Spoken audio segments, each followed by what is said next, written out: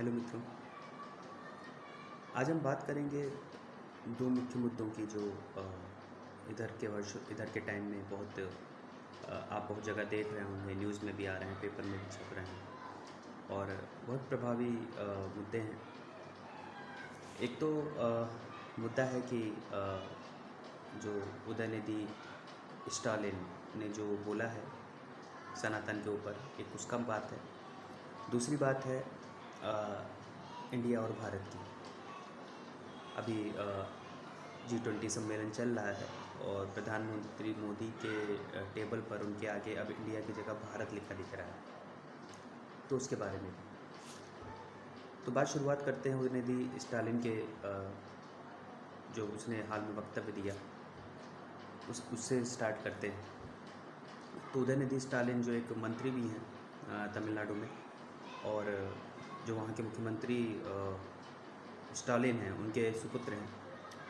और अगर देखें तो वो एक पॉलिटिकल पार्टी की तरह ही नहीं, पॉलिटिकल फैमिली है। उनके पिताजी भी मुख्यमंत्री रहे बहुत सालों तक, करुणानिधि। उनके लड़के स्टालिन वो मुख्यमंत्री हैं। अब ये भाई स्टालिन के लड़के हैं तो ये भी मंत्री ही हैं, और आगे चल के इनका भी उद्देश्य मुख्यमंत्री बनना ही है, जैसा और स्टेट्स में, यूपी में और जगह होता रहा है। समाजवादी पार्टी ने जैसे पारिवारिक परंपरा को आगे बढ़ाया, वैसे वो भी वही कर रहे हैं। तो उन्होंने बोला कि eradicate Sanatan, it is like malaria, dengue and all like that he explain in his speech. और बहुत कॉन्फिडेंटली बोला, ये नहीं कि उनके मुंह से अनायास चीज़ निकली। और एक कॉन्फ्रेंस में उन्होंने, एक वहाँ पे जो सम्मेलन हो रहा था उसमें उनके और भी कल्चरल मिनिस्टर थे उनके, वो भी वहाँ प्रेजेंट थे, उन्हें लिखा हुआ पढ़ा है। हालांकि ये कोई आश्चर्य की बात नहीं है। DMK पार्टी ने हमेशा से इससे भी बुरे बुरे वक्तव्य बोले हैं, इससे भी बुरे बुरे स्टेटमेंट बोले हैं सनातन के लिए, हिंदू धर्म के लिए। हालांकि ये जब उनसे दोबारा प्रश्न पूछा गया तो बचते हुए कह रहे हैं कि ये हिंदू धर्म पे नहीं, सनातन के लिए बोला गया है। जैसे पहले ये बोलते थे कि हिंदू और हिंदुत्व अलग है, वैसे अब ये बोलते हैं कि सनातन और हिंदू अलग है। तो इस तरह से वो चीज़ों को मैनिपुलेट करने की कोशिश कर रहे हैं, और मेन मकसद तो यही है कि सनातन पे हिट करना। मेन मकसद तो यह है कि धर्म पे हिट करना। सनातन के बारे में मैं आपको अपने पिछले वीडियोस में बता चुका हूँ कि सनातन का क्या मतलब था, सनातन क्यों की मीनिंग क्या थी। अब सनातन जो है एक वटवृक्ष है जिसकी ये सारी ब्रांचेस हैं, चाहे हिंदू धर्म हो, चाहे जैन धर्म भी हो, ये सब हिंदू धर्म के ही पार्ट हैं। लेकिन दिखाया ये जा रहा है कि सनातन अलग है, हिंदू अलग है। तो सनातन को हिट करने का क्या मतलब है? अगर आप सनातन को हिट करेंगे तो आप मंदिरों को हिट नहीं करेंगे? 32,000 या 34,000 सबसे ज़्यादा मठ और मंदिर तमिलनाडु के अंदर हैं, जहाँ पे उनके हिंदू विज़िट करते हैं। लेकिन इन पॉलिटिकल राजनीतिक लोगों ने वहाँ की राजनीति को वर्षों से ऐसा बना के रखा कि इन्होंने तमिलनाडु को गैर सनातनी और गैर हिंदू ही कह के इस राह पे ले गए। तो उसका कारण भी क्या है? उसके कारण के लिए हमें पूर्व में जाना पड़ेगा कि जबकि वहाँ की जो राजनीति शुरू हुई, रामास्वामी करके जो था पर्सन, जिसको लोग पेरियार के नाम से कहते हैं, और उसके समय से स्टार्ट हुआ ये सब, या उससे पहले से भी स्टार्ट हुआ। उसने उसको और गति दिया। उसने तो हिंदू डेटी जो भी थे राम और सीता के 1971 के करीब, उसने एक यात्रा निकाली और उसमें उनकी नग्न फ़ोटोज़ को चप्पल मारे गए, और एंटी ब्राह्मण करके आंदोलन खड़े किए गए। तो जो भी अंग्रेज़ों ने किया था पहले कास्ट के नाम पे, और सनातन या हिंदू धर्म को बांटने के लिए इन्होंने ब्राह्मण कम्युनिटी को अलग करना शुरू किया। ये कहते हैं कि ब्राह्मणों ने बहुत अत्याचार किया। 2.5% पॉपुलेशन ब्राह्मणों की वहाँ बची है। तो 2.5% पॉपुलेशन ने ही पूरे तमिलनाडु में गैर ब्राह्मण पे अत्याचार किया। इस तरह की इन्होंने मनगढ़ंत बातें फैलाई। इन्होंने हमेशा से उत्तर और दक्षिण में विभेद करने की कोशिश की। भारत एक था तो उसको तोड़ना मुश्किल था, भारत बटा हुआ है तो उसको तोड़ना और आसान है, और अंदर ही अंदर उसको ख़त्म करना और आसान होगा। सबकी अपनी रियासतें बन जाएं, वो उन रियासतों के प्रधानमंत्री बन जाएं। यही सोच थी, क्योंकि द्रविडिज्म के नाम पे इन्होंने पूरे साउथर्न पार्ट को, स्टेट्स को एक अलग कंट्री के रूप में इसकी मांग इन्होंने की, और वही इनका मेन पॉलिटिकल इस्टेब्लिशमेंट था जिसे कह सकते हैं। इसको लेके ही आगे बढ़े। और जबकि द्रविड़ वर्ड भी जब मैंने देखा या सुना कुछ जगह, तो पता चला कि द्रविड़ वर्ड भी संस्कृत से ही निकला हुआ। द्रविड़ का जो मीनिंग है द्रव प्लस ईण, जो भी होता है इसका संधि विच्छेद, उसके आधार पे ऐसा एरिया जो 3 ओर से सागरों से घिरा हुआ है उसे द्रविड़ क्षेत्र कहते हैं। तो ये तो संस्कृत का ही पार्ट है। इसको आपने संस्कृत से अलग किया, संस्कृत को नॉर्थ की भाषा और तमिल को या उसको साउथ की भाषा कह के आपने दिखाया। और हालांकि भाषा के ऊपर जो भी बहुत विवाद है, जिसके बारे में एक अलग वीडियो हम बना सकते हैं। यहाँ पे बात हम इसी पे फोकस रखते हैं कि सनातन धर्म के लिए जो इसने बोला उदयनिधि स्टालिन ने, ये कहाँ तक सही है। तो डीएमके के लिए तो बिल्कुल डीएमके के ऊपर बैठता है। उनके जन्म से ये सब चीज़ें वो करते रहे हैं, इससे भी घृणित बातें बोलते रहे हैं। लेकिन अब आपकी स्थिति में जब इलेक्ट्रॉनिक मीडिया, सोशल मीडिया इतना प्रभावी है, तो जो आज के लोग हैं उनको तो ये समझ में आना चाहिए कि किस तरह की घृणित मानसिकता बोली गई है।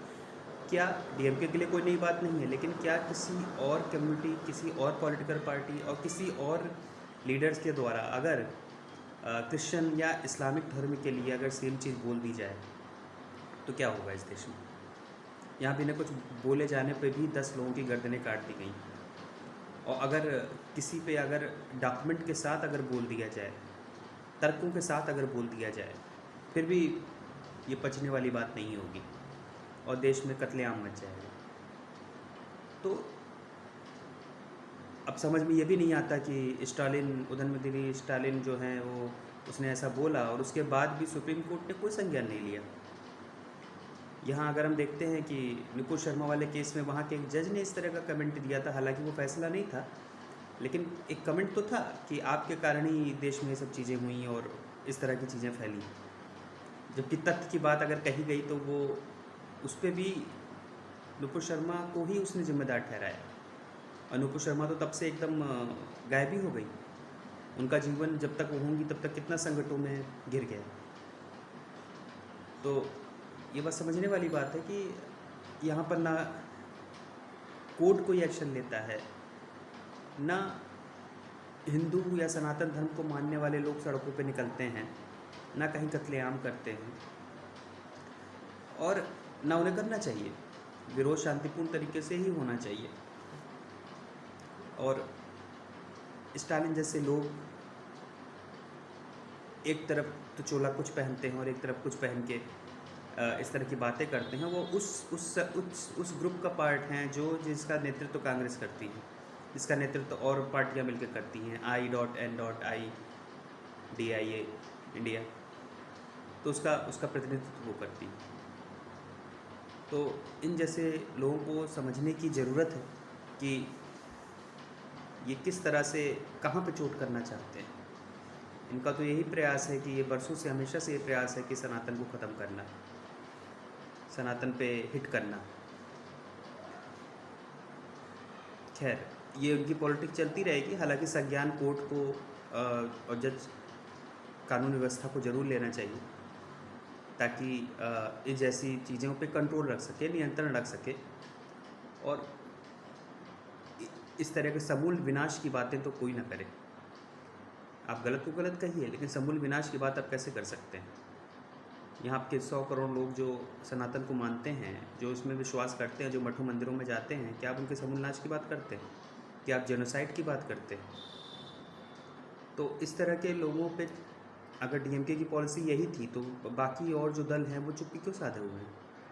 वो इस तरह की बातों पे समर्थन कैसे दे सकते हैं? तो ये भी देखने वाली बात है कि कैसे हमेशा सनातन को या हिंदू धर्म को हिट किया जाता है।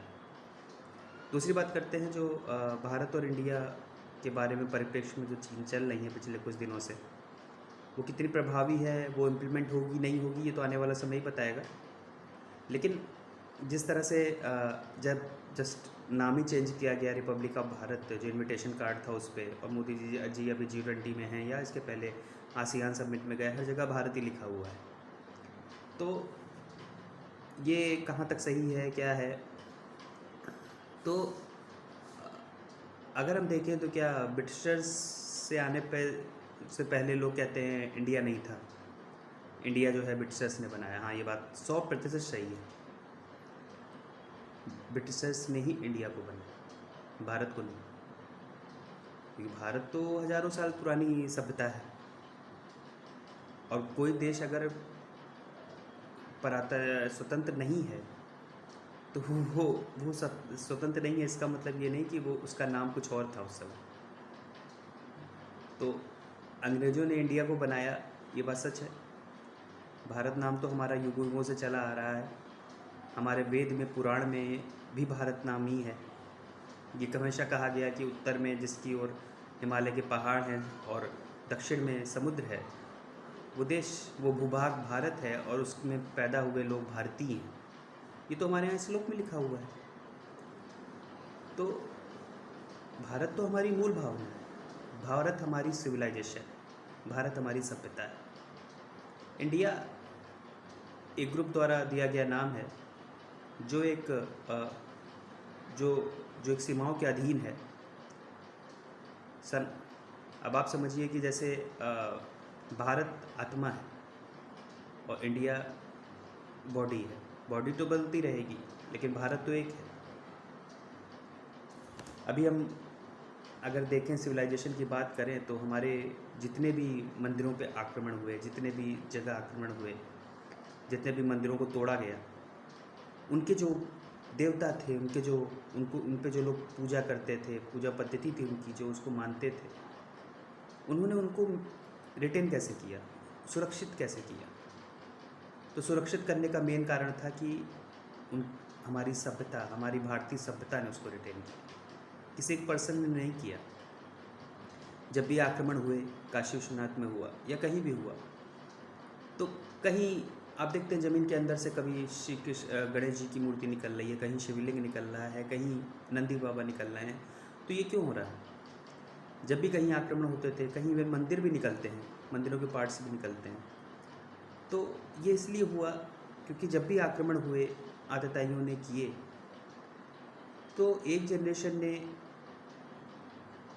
जो उस समय की जनरेशन थी, जिसने उसको बचाने के लिए लड़ाइयाँ लड़ी, और उनको ज़मीन में कहीं गाड़ा, कुओं में कहीं डाला, पोखरों में कहीं डाला, और अपनी आगे वाली जनरेशन को, अपने आगे आने वाली अपने बेटों को, बच्चों को बता के गए कि यहाँ पे ये हमारे देवता हैं, तो आगे तुम्हारा ये कर्तव्य है इसको प्रोटेक्ट करना, इसको स्थापित करने का प्रयास करना। तो एक पीढ़ी नहीं, 2 पीढ़ी नहीं, 3 पीढ़ी नहीं, मल्टीपल पीढ़ी बीत गई, उसके बाद जाके वो निकले।